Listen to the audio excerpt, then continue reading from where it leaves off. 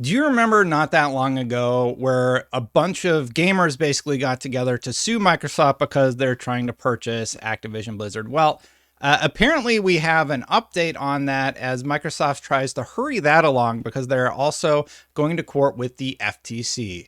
Let's just hop in and give you a quick update about what has happened with this lawsuit with the gamers, TM.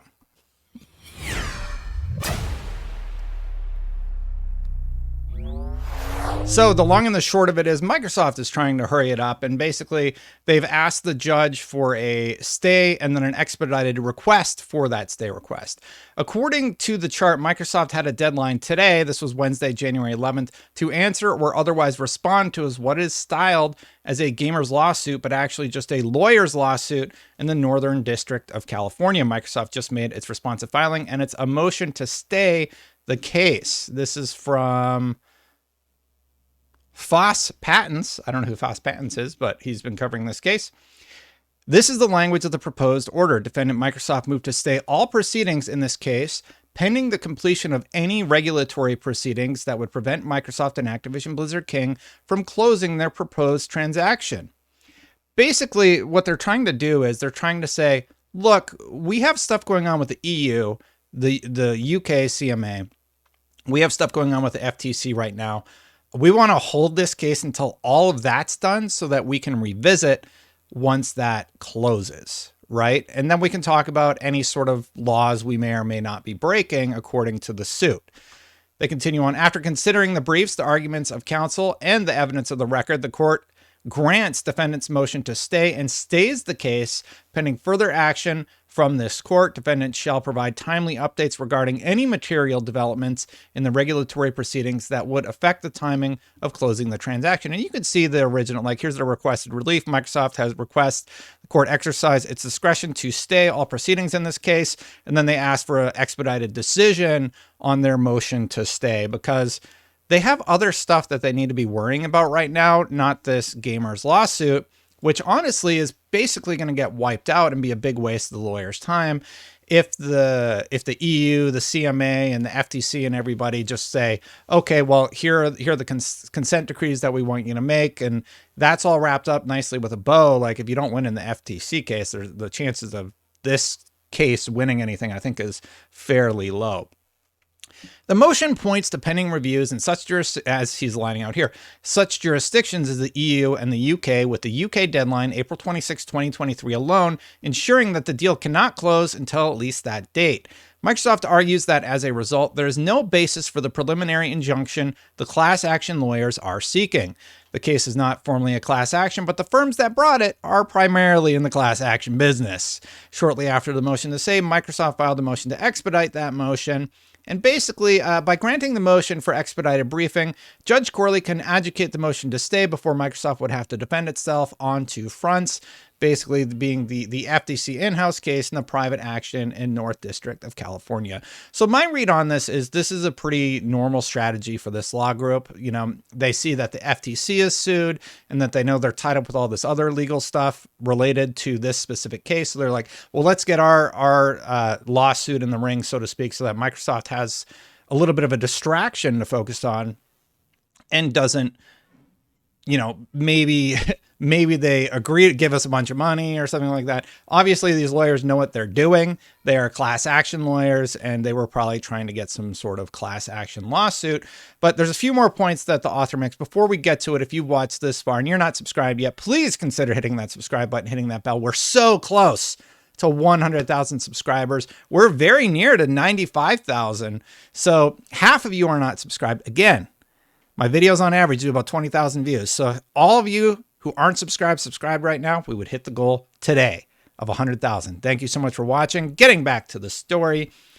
So a declaration attached to the motion says that the class action lawyers explained that they intended to begin fact and discovery as soon as possible, including by attempting to notice depositions of high-ranking Microsoft executives and third parties and demanding the production of voluminous, sensitive business documents. So basically, these lawyers are like, yeah, we want to get Satya Nadella, the CEO of Microsoft. We want Phil Spencer, the CEO of Xbox. We want we want Aaron Greenberg. We want them all to show up and have a big party in court.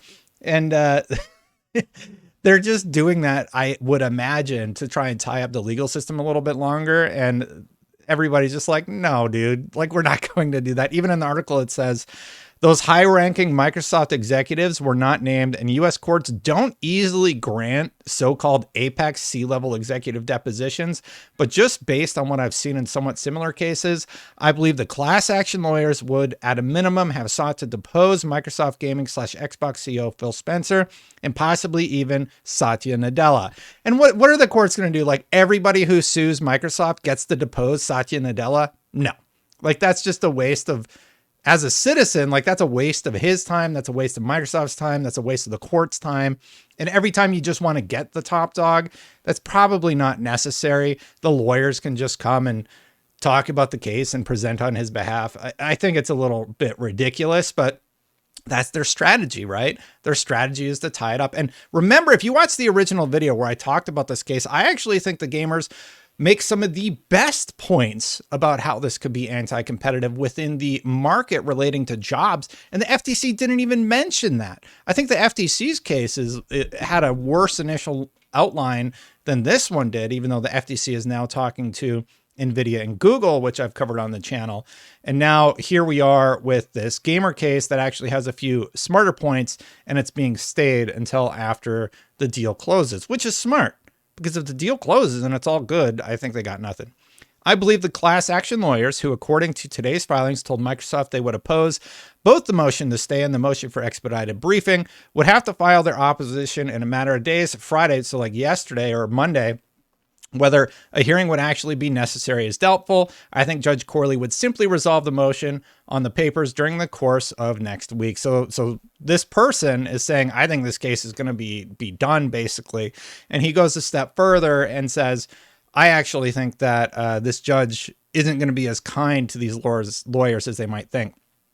As Microsoft's motion notes, the FTC said at a hearing last week that it would seek preliminary injunction in federal court if necessary. If the FTC determined that there is no urgency, why can't the class action lawyers wait? So the FTC is just waiting for the other jurisdictions to make their call, and then Microsoft can come to the table and have any consent decrees they need. But these lawyers for the gamer lawsuit need an answer like today.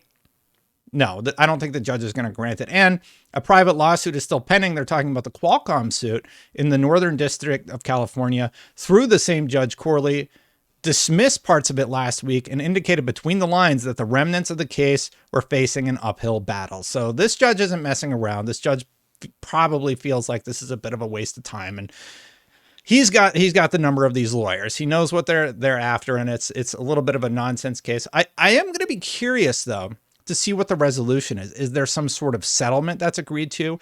Is it thrown out and these class action lawyers are forced to pay the fees associated with going to court?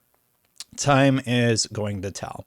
Hey, thanks so much for watching, everybody. Hit that subscribe button, hit that bell if you have not yet. I greatly appreciate you watching. If you want to become a member and support this channel, you can do so by clicking the join button. It's right down there. And thank you to all of these members who have clicked that join button and support the channel. I really appreciate you. I post all these videos with no ads. You just click join and support at whatever level you feel is appropriate. Thank you for watching, everybody. I'm going to get out of here. I'll see you for the next one. Bye for now.